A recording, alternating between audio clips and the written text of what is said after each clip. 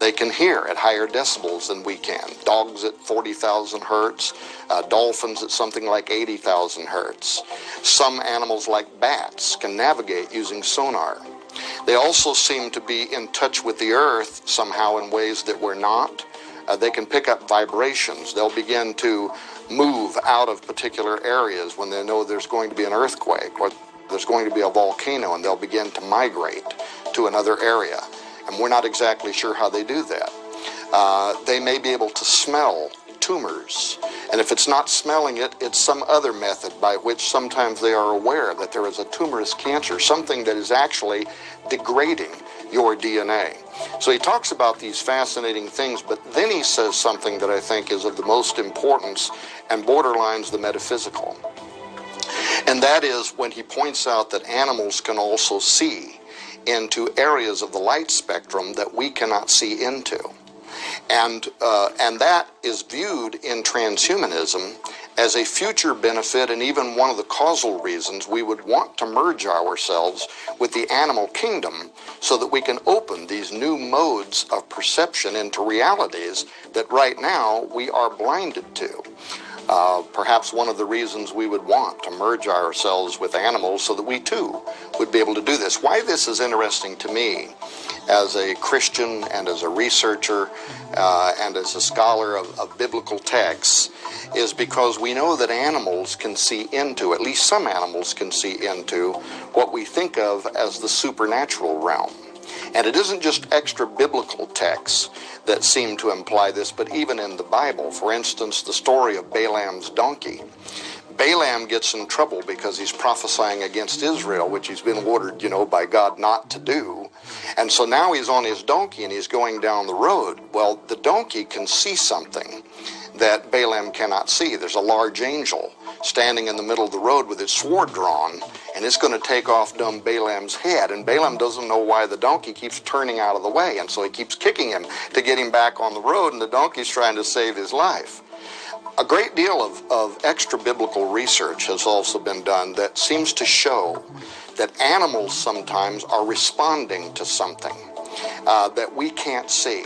And in fact, probably the average person, at least at one time in their life, have saw their dog growling at something that isn't there as far as we can tell, or maybe even behaving in a way. You have a dog that's vicious, it's brave, it's not afraid of anything, and then all of a sudden a strange feeling comes over you and the dog senses it too, or the dog may even run and hide under the bed.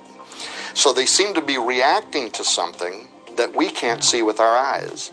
And in the traditions and in the histories of the world, owls come, and owls serve with the goddess Hecate, the goddess of witchcraft. Other areas of witchcraft where cats are used as mediums through which we are communicating with the spirit world. That idea has been with humanity since forever, but what made it real to me, of course, is the depiction out of the Bible, at least in one illustration, where an animal can see something that humans cannot see. That is definitely in the back of the mind of many of these transhumanists, and they are bravely wanting to go where no modern man has gone before in breaching that barrier that is between us and them. This is so true that now the Templeton Foundation, which has been funding an entire series of lectures over the last several years at the Arizona State University on transhumanism and the future of democracy, have played off of what Dr. Bostrom began talking about, and many of what the university students are now asking about. How do we separate our humanity? If we change ourselves physiologically, we enhance ourselves to humans 2.0, do we also change our soul? Do we change our spirit? Do we even have a spirit anymore? And as these questions are being entertained, Arizona State University began a brand new project. You can go to ASU's website and you can click on it. It's called the Sophia Project, the goddess of wisdom. The Sophia Project, some believe even to be that feminine aspect of God, right? And it describes exactly what the Sophia Project is about. It is to verify and or to make contact with, and then they describe it, the ghosts of dead humans, aliens, angels, demons, a universal conscious, God. They list all of it, the whole purpose behind the project, growing out of transhumanist conversations and debates and lectures being offered at the Arizona State University and funded by the Templeton Foundation. Want to take this whole question of altering ourselves as humans forward to this next giant question. By doing so, can we also now cross over? Can we start communicating with that unseen intelligence? So this too is viewed as a value among transhumans. Many of them are spiritual, and many of them see that as a benefit. Well, some of these exotic ideas in transhumanism, of course, where it may be being viewed by them as a benefit, may cause a lot of red flags to go up among other people who also are interested in things supernatural. There are some of the critics, of course, of transhumanism who believe that their worldview is a bit too positive, that they view this as being a utopian plan that's going to take us into the future. We're all going to live in a happy universe and have enhanced lives. But there are those who are also qualified to make criticisms based on the science itself and what it may portend to do. For instance, Dr. Leon Kass was the chairman of the President's Council on Bioethics during the Bush administration. And here is a man who had the full review of the science, the best reports on the science, testimony from experts who were working in these fields of science and what they believed could actually develop out of transforming mankind. And after Dr. Kass had served on that seat with the government, he resigned, he wrote a book, and in the introduction to his book, Life, Liberty, and the Defense of Dignity, he wrote how that in laboratories around the world, scientists are now honing their skills, polishing their skills, looking forward to a post-human future, and that humanity is on the operating table, literally, scheduled for wholesale psychic and physiological redesign, while on the streets, the evangelists, he refers to them as, not transhumans, the evangelists are quietly selling their message, and that we are in a war for the mind of a generation. And Dr. Kass believes we're probably going to lose this war, but he says that anybody who cares about their humanity, the time is now for standing up and understanding where science is taking us and what it may portend for the future. He's not the only one. Professor Francis Fukuyama reviewed emerging fields of science and then the philosophy of transhumanism. And he wrote a white paper on it in which he considered the combination of those two to probably be the most dangerous science and technological and philosophical concepts in the history of mankind, which he believes could very quickly lead to an extinction-level event. The Birkbeck Law School in Britain is one of the most famous law schools on earth for teaching CSI students, crime scene investigators. And they put out a press release about 18 months ago now in which they said that they will need to design future classes for crime scene analysis, which has been perpetrated by something that is only part human. The whole point was that everything we know about forensics, about profiling, might not apply if we're trying to track down a serial rapist who is part wolf, because he may have a bloodlust, he may have a difference, his mindset, his instincts, everything about him may not fit anything that we understand. And this is considered to be such a real possibility, by the way. It isn't just the Birkbeck Law School. This last year in California, a House Foreign Affairs Committee hearing in the state of California that was chaired by Democrat Brad Sherman, who's actually best known for his expertise in the spread of nuclear arms among terrorists, chaired this meeting.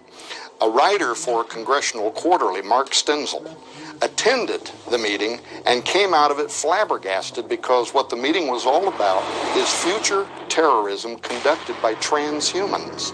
And he said that the entire hearing, a congressional hearing, he said sounded more like a pitch for a sci-fi movie than it did a sober discussion of scientific reality, because he said they were talking about superhumans, super intelligence, artificial intelligence, and super animals that could soon be on the battlefield or even in our neighborhoods for domestic reasons, a lethal force for which we are not prepared. The government is so concerned about where transhumanism may take us in this regard that they consider this now to be the fledgling start of a new arms race. In the way that in the past, between the Soviet Union and the United States, we were in an arms race over nuclear arms, transhumanism is the near future arms race, and it is considered to be of such importance that the top scientific mind at the Pentagon, the Jasons, Jason, that's the name of the top scientific minds at the Pentagon, put out a press release recently called Jasons Fear Brain-Modified Foes, in which they were talking about this technology in the hands of our enemies. And what they were saying was, we have to get at the forefront of this technology. See, this is how we're going to be forced into this. It's not a matter of whether we should or whether it's ethical. We have to do it. Because if we don't, our enemies will, and then they're going to subjugate us to their will.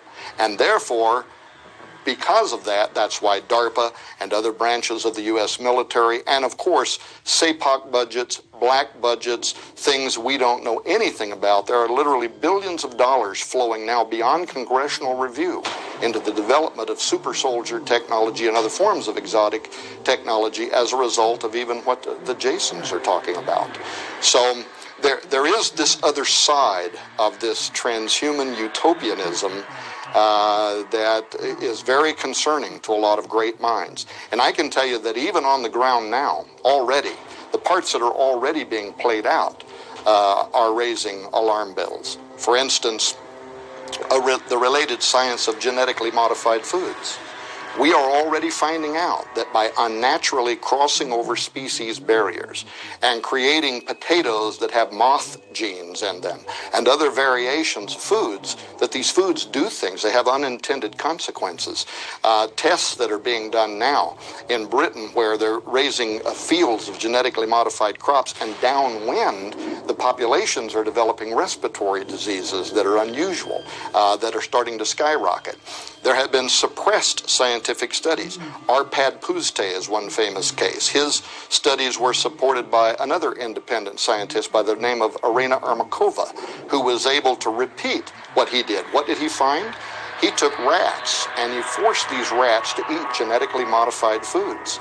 They began developing tumorous cancers. Their offspring came in at half weight and died at half life. This was all done in a laboratory setting which was immediately being suppressed by a giant corporation whose name I won't mention, but who literally stands to lose trillions of dollars in the future, and therefore they are highly motivated to suppress these findings. And only because of Greenpeace and some others who have been involved in lawsuits for over a decade to force these documents to be made available to the public are we just now being made aware of some of the things that are happening in the real world. One of the test studies showed that they would put rats in a cage and starve them. And then they would place genetically modified potatoes here and natural organic potatoes here. And when they open the cage doors, the rats will run to the organic product, and they won't even eat the genetically modified crop unless they're starving and have no other options, and then they'll eat it. And you got to wonder what God's little creatures know about these products that we don't know. But we very well could be opening a door to a molecular biological nightmare, to a crossover between humans and animals, or genetic foods that probably not for a decade will we really understand what the impact on our health is going to be with some of this genetic modification. But imagine now, extrapolate what we already are finding about genetically modified crops. And there are many other stories, by the way, that are now coming through into the news that show that genetically modified crops are leading to cancers in humans as well. But where are genetically modified crops? They're everywhere. They're in Kellogg's Corn Flakes. Genetically modified soy is in food products in every store in the United States of America.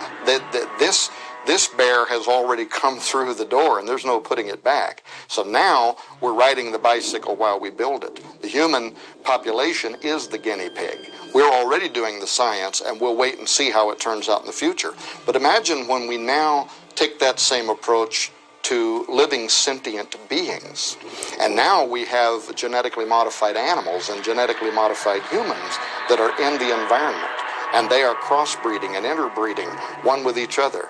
very quickly we could have a human form of mad cow disease. If you're sitting in a restaurant eating goat cheese that contains human DNA, we don't know what the impact of that is going to be on a human. We certainly know what it did to cows and the kinds of brain diseases that it created in them when they were eating their own DNA, when they were eating their own product. We just simply don't know. Prion contamination.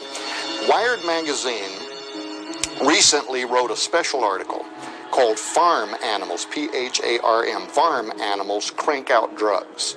And the article was a positive spin on developing pharmaceuticals in transgenic animals. What the public doesn't know is that the writer for Wired Magazine contacted me first and wanted me to be part of that special series at Wired Magazine because they had come across an article that I had written at WorldNet Daily, which was raising some cautions about, tinkering with God's plan. So the writer, Elizabeth Svoboda, contacted me. I like what you have to say. I want my article to be balanced for Wired Magazine. Would you be willing to send me some issues, nutshell some issues that you believe should be, the cautionary side of this science? So I did. I sent it to Elizabeth Svoboda. About 3 weeks later, when the article was published by Wired Magazine, nothing I had said made it into the article. It was all positive about farm animals, P-H-A-R-M. So I emailed Elizabeth and I said, well, I guess nothing I said got written into the article. She said, no, everything you said was in the article, and it got censored out by the editors at Wired Magazine because they didn't want the public to be bothered by these issues. They wanted to put a positive spin on it. Well, then I went back and read the article, and I knew she was telling me the truth because there was a particular line that I had used in which I said we might want to be careful tinkering with God's plan. That's a very specific phrase. When I went back and read the article, I saw where a scientist by the name of Vandelevor said, now some people might say we shouldn't be tinkering with God's plan, but, she said, if we find a cure for cancer through a transgenic animal, we won't hear the public saying you shouldn't be doing that.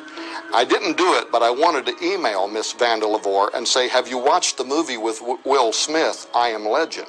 Because that is exactly the scenario with which that film opens. You have a molecular biologist or a geneticist sitting in front of a television on somebody's talk show saying, we have found the cure for cancer. How did they find the cure? They merged human and animal DNA because some animals are more resilient to cancer. And out of that, they created a vaccine. And they vaccinated all of the earth, and everybody celebrated that we have found the cure to cancer. Now the scene changes, and it's 2 or 3 years down the road, and almost all life on earth is dead. Why?